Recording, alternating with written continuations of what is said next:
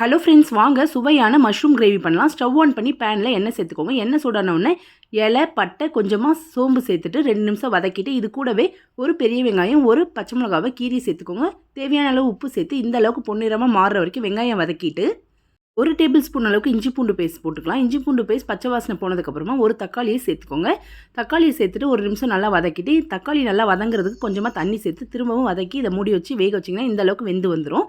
இதில் ஒரு சிட்டிகை மஞ்சத்தூள், 1 டேபிள் ஸ்பூன் அளவுக்கு வீட்டில் அரைச்ச குழம்பு மிளகாத்தூள் சேர்த்து நல்லா வதக்கிக்கோங்க.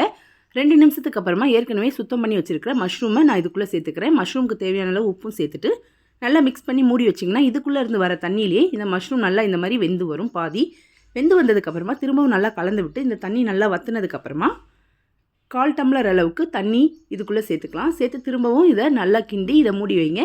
தண்ணிலாம் வற்றி வந்ததுக்கப்புறமா மல்லித்தலை சேர்த்து பரிமாறிடலாம். சுவையான மஷ்ரூம் கிரேவி தயாராகிடும். இந்த வீடியோ பிடிச்சிருந்தா சேனலை சப்ஸ்கிரைப் பண்ணுங்கள்.